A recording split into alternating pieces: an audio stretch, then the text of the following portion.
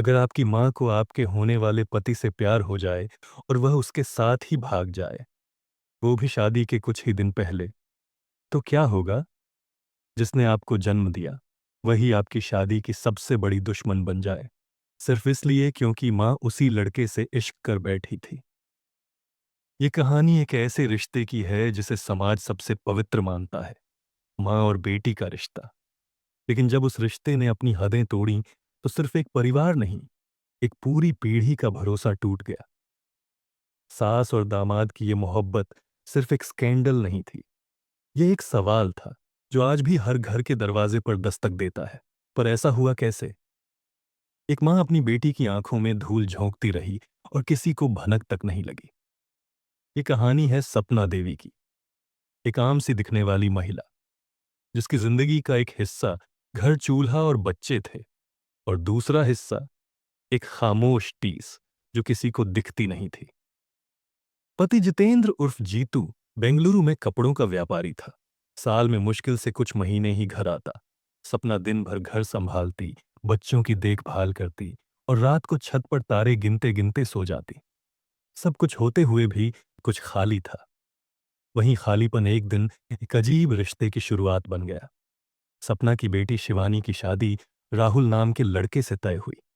राहुल, जो सपना का होने वाला दामाद था, कुछ महीने पहले ही उनकी जिंदगी में आया था। शुरू में दोनों के बीच फोन पर छोटी मोटी बातें हुई, फिर घंटे भर की बातें होने लगी। धीरे धीरे बात 14 से 15 घंटे रोजाना की हो गई। लोगों को लगा सास दामाद में अपनापन है और ये अच्छी बात है। पर किसी ने नहीं सोचा कि ये अपनापन कब रिश्ता तोड़कर आगे बढ़ गया। 1 मार्च 2025 को राहुल ने कहा, तबीयत ठीक नहीं है। सपना ने सोचा, बेटी की शादी है, जाना तो बनता है। पति बाहर था। बच्चों को छोड़कर वो अकेले राहुल के घर चली गई। अब तक जो रिश्ता फोन तक था, वह एक कमरे में सिमट गया। पहली रात, दूसरी रात, फिर 5 दिन बीते। सपना वापस नहीं आई। घर में जितेंद्र परेशान था। बेटी बोली, मम्मी मार्केट गई हैं। रात में कॉल किया गया, बार बार बहाने मिले। शक गहराता गया। फिर सपना का फोन बंद हो गया। जितेंद्र ने राहुल को फोन किया। पहले राहुल ने सब नकारा, पर जब जितेंद्र ने कहा, मुझे सब पता है, मेरी पत्नी तेरे साथ है, तो राहुल बोला, अब आप चिंता मत कीजिए, अब मैं उनका ध्यान रखूंगा। एक बेटे की उम्र के लड़के से यह सुनकर जितेंद्र के होश उड़ गए। पत्नी, जो 3 बच्चों की मां थी, अब उसके ही दामाद के साथ भाग चुकी थी। साथ में घर से 35 लाख रुपए और 5 लाख के गहने भी ले गई थी। अब मामला सिर्फ भावनाओं का नहीं था, यह एक बड़ा धोखा था। पुलिस में शिकायत दी गई, लेकिन एफआईआर दर्ज नहीं हुई, क्योंकि सपना 38 की और राहुल 20 का, दोनों बालिग थे। कानून कहता है, बालिग अपनी मर्जी से कहीं भी जा सकते हैं। गांव में बात फैल गई। हर चौपाल, हर नुक्कड़ पर एक ही चर्चा, क्या सास दामाद में भी ऐसा हो सकता है? किसी ने कहा, गलती औरत की है। किसी ने कहा, लड़का चालाक था। पर सच ये था, दोनों ने मिलकर एक ऐसी दीवार गिरा दी थी जो समाज ने सदियों से बनाई थी। सबसे बड़ी मार झेली शिवानी ने, जो अपनी शादी के सपने देख रही थी, अब समाज में मजाक बन गई थी।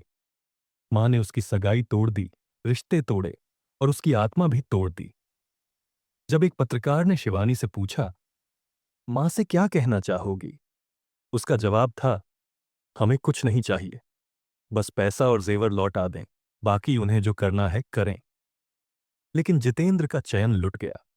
वो हर रोज थाने के चक्कर काटता, हर दरवाजे पर उम्मीद लेकर जाता, पर कोई सुराग नहीं मिला। पुलिस ने कॉल डिटेल निकाली, लोकेशन ट्रेस की, पर दोनों हर जगह से एक कदम आगे निकले। कहानी सोशल मीडिया पर वायरल हो गई। मीम्स बने, वीडियो बने, और सिर्फ एक सवाल गूंजा, क्या अब सास दामाद में भी प्यार हो सकता है? जितेंद्र चुपचाप अपने बच्चों को देखता और सोचता, क्या यही वो औरत है जिसने इनके लिए पूरी जिंदगी निकाल दी थी? फिर एक दिन खबर आई, बिहार के सीतामढ़ी के पास एक छोटे गांव टीमगढ़ में दोनों देखे गए। नेपाल बॉर्डर के पास एक पेड़ की छांव में बैठे थे, थके हुए, टूटे हुए, लेकिन आंखों में वही आग थी। जैसे ही मोबाइल ऑन किया, दुनिया की आवाज कानों तक पहुंची। उन्हें उम्मीद नहीं थी कि हर न्यूज़ चैनल, हर सोशल मीडिया पोस्ट में बस उन्हीं के नाम गूंजेंगे, सपना और राहुल। सबसे ज्यादा तकलीफ उन्हें इस बात की हुई कि उन पर चोरी का आरोप लगा। उन्हें लगा प्यार के बदले उन्हें बदनामी मिली और अब इस बदनामी के साथ जीना नामुमकिन है। अगले दिन दोनों थाने पहुंचे। मीडिया ने कहा पुलिस ने पकड़ा, कुछ रिपोर्ट्स ने कहा उन्होंने खुद सरेंडर किया। थाने में सपना ने पहली बार अपनी कहानी कही। पति उसे मारता था, शक करता था, बात बात पर गुस्सा करता था। राहुल से उसे सहानुभूति मिली, बातों का सहारा मिला, फिर वहीं उसका सब कुछ बन गया। शादी की तैयारियां चल रही थीं, कार्ड छप रहे थे, पर सपना और राहुल के दिल में एक दूसरे की कहानी चल रही थी। उन्हें लगा अब नहीं तो कभी नहीं। शुरुआत में वे बस जगह बदलना चाहते थे, लेकिन जल्दी ही यह भागना जिंदगी बदलने का फैसला बन गया। राहुल और सपना दोनों ने आरोपों को झूठा बताया, कहा ना कोई गहना लिया ना पैसा। अब सवाल ये नहीं था कि वे साथ रहेंगे या नहीं, सवाल था कि अब वो समाज में कैसे जिएंगे। क्या कभी गांव लौट पाएंगे? क्या उनके लिए कोई जगह बचेगी? पुलिस ने उन्हें थाने से कोर्ट भेजा। अब फैसला जज के सामने होगा। पर सबसे बड़ा सवाल ये नहीं था कि सपना ने क्या किया, बल्कि ये था कि क्यों किया। क्या एक औरत इतनी अकेली हो सकती है कि उम्र, रिश्ता, समाज सब भूल जाए? क्या एक होने वाली शादी का रिश्ता इतने कमजोर पैरों पर खड़ा हो सकता है? जितनी दोषी सपना और राहुल दिखे, उतने ही सवाल समाज पर भी उठे। जब घर में शक की बुनियाद पड़ती है, तो लोग ऐसे कंधे ढूंढने लगते हैं जहां सिर रखकर वो अपनी थकान और दर्द बयां कर सकें। सपना को ऐसा ही एक कंधा मिला, अपने ही होने वाले दामाद का। अब वो साथ रहेंगे या नहीं, ये तो वक्त और कानून बताएगा। पर उनकी कहानी अब सिर्फ उनकी नहीं रही। ये हर उस घर की कहानी बन चुकी है जहां रिश्तों में भरोसे की दीवारें कमजोर पड़ने लगी हैं। अब जब गांव में कोई लड़की शादी के लिए सजती है या कोई किसी दामाद से बात करती है, तो एक डर सा उठता है, कहीं फिर कोई सपना ना जन्म ले। घर की उसी पुरानी दहलीज पर आज भी जितेंद्र बैठा है। दीवारों पर वही पुराने फोटो टंगे हैं, दरवाजा अब भी खुला है, शायद कोई लौट आए। पर अब कुछ भी पहले जैसा नहीं है। ना वो सपना है, ना वो राहुल, और ना ही वो परिवार। कुछ कहानियां कभी खत्म नहीं होती, वो बस इंतजार करती हैं किसी नए रिश्ते में दरार आने का, किसी छत के नीचे अकेली सांसों का। इन सवालों का कोई जवाब नहीं है, सिर्फ एक लंबी खामोशी है। समाज बदल रहा है, पर क्या रिश्तों की नींव इतनी कमजोर हो चुकी है?